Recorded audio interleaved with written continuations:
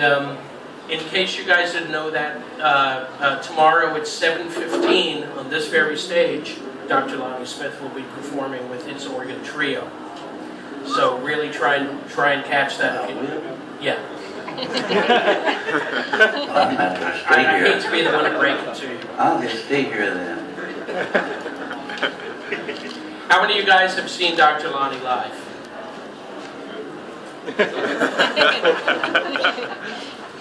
And I never fail to learn from it. Oh, I have fun, quite a bit of fun. It doesn't look like I'm having fun, you know, because I keep a strong face all the time, stern.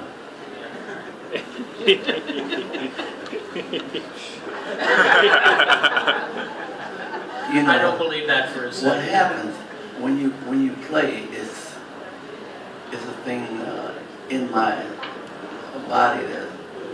There's fire, there's flame, there's light, and there's warm blood. Everything is going at the same time. So my whole body feels it. You know, it's like I look up in this pond, and I didn't try to do that. It just hits me. I hum, and I think it's somebody else humming. Sometimes I look around, and then I say, "Shut up, it's quiet." You know? But that's what happens. It's like blood. It's like warm. Electricity, like a flame, is coming all the way up. And so you want the people, I hope that they feel that what you generate to them out there, the warmth and the fire, you know. We had a discussion before we came together for this panel about your Blue Note experience, because you had first played with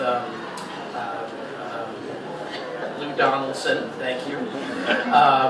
I was about to say George Benson. I'm going to tell, I know what you were going to do.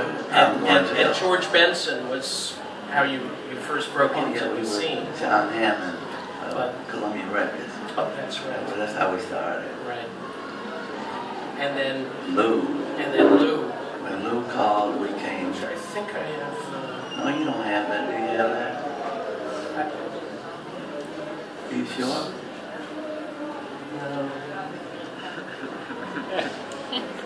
Like that. There we have it. Oh my goodness. And this was your Blue Notes debut, which was one of Lou Donaldson's biggest hits. I got one thing to say. Basically, you see a lot of albums. Sometimes we don't know those people that you see, on those that we have never seen.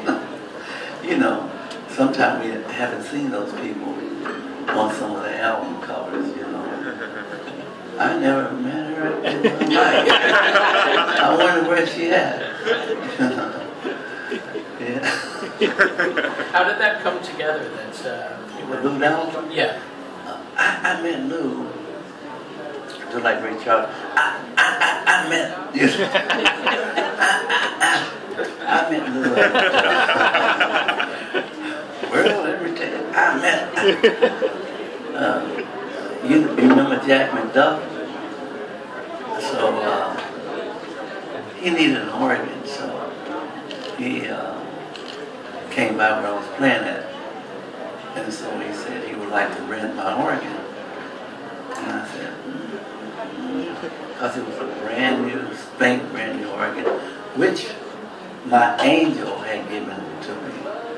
Everyone has an angel. I am serious. Now the organ costs thousands of dollars. I used to go and sit in the music store every day to closing time, just sit there. And he didn't sell organs, he sold like guitars, accordions, you know, stuff like that, because he was an accordion player. He reminded me of Benny Goodman the way he looked, but he was nice. So I would go and sit every day to closing time. One day he asked me, he said, "Could I ask you a question, son?" I said, "Yes." "Why do you come in every day and you just sit at closing time?" I said, "Sir, if I had an instrument, I I could learn how to play it. If I learn how to play it, I could work and make a living. I go home, back every day. Now, man, I wasn't a kid. So one day I went in there and he closed the store. When he closed the store, he took me back where he had a house. And he opened that door and what was there? A brand new Hammond organ. Nice. My eyes lit up. Because see what happens. Basically, if you talk to him, he'll tell you, most musicians, if you have a kid, they'll tell you what they're going to do. Not in words, but you watch them. They'll tell you where they're going. You just got to follow the instinct. Because all my life I remember it was music, but I didn't have an instrument. But you could tell, singing and things like that. So he said, if you can get this out here, it's yours. If you ask me to take that piano, I can't do it now because I'm not strong like I used to be.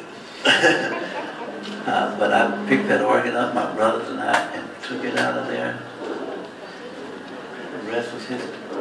I lent it to Jack McDuff. And he rented it for a fellow I went up there and heard him, John Patton and Lou Downs. And he was playing my organ. I said, it was for $25. If you ask Lou, he won't say anything about that. He said, no, $25. And I never got my $25. And we played together for years. For years.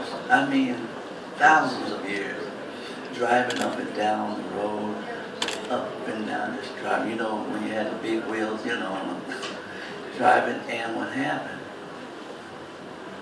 I wouldn't drive. He would drive. Now this man is, right now he's 85, 86 years old. He would drive all the time. I would sit there. And he would tell jokes. And we would laugh. He loved to tell jokes. So I would get tired, you know, and I want to sleep. So I do like lean your head up against the window. And you know what happens, right? Your neck gets stiff. So I said, I want to move so bad, but if I move, he'll start up again. I said, well, you know, I said, oh, no, not again. I play dead on him. But he was, you know, I'm going to shift it back to the music because I'd love to get to that track that you chose. Well, he was the door opener for... No, he was the door.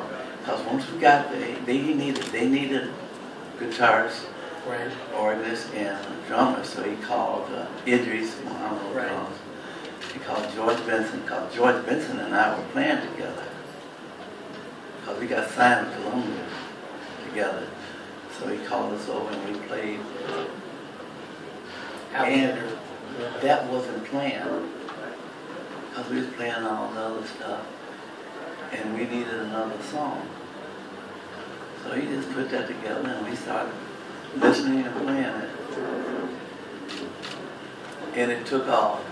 The record took off. Now, the record took off. Now, I wasn't with Bruno. I was with Columbia Records, John Hammond, right, another great producer. You know, did the Count Basie and everywhere, Bruce Springsteen. Sure. So he said, Duke Pearson called me in, Frank Wolf. Duke Pearson, who was running the production. Won't be over there. Won't be over there, I say. Right. I had the same look that I have now, like, oh, okay, yeah, okay, bye. In my brain, it was like this, agony.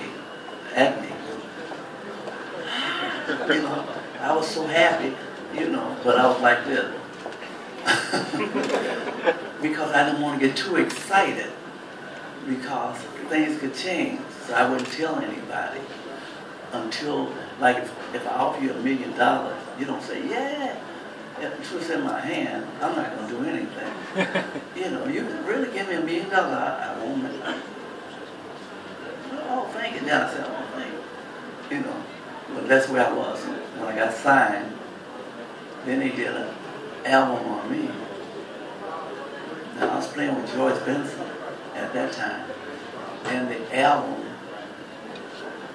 took off. Now, it took off before I even thought about it. Frank will say, we got a hit. Should we give it a spin and listen to it? Oh, that's it, Think. Yeah. And Turning Point. Wow.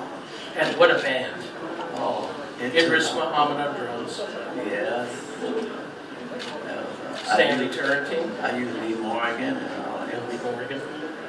It was like, it took off, and now I got a hit record, but I don't have a group. And they asked me to come play the concerts. I didn't have a group. So George, he went on the road with me. He had made records, but mine took off first. So he come on the road to help me out. And from then on, it just elevated. Let's go back to 1970 and hear a taste of Turning Point. In fact, the title track. Pepin, we're going to play track number 3.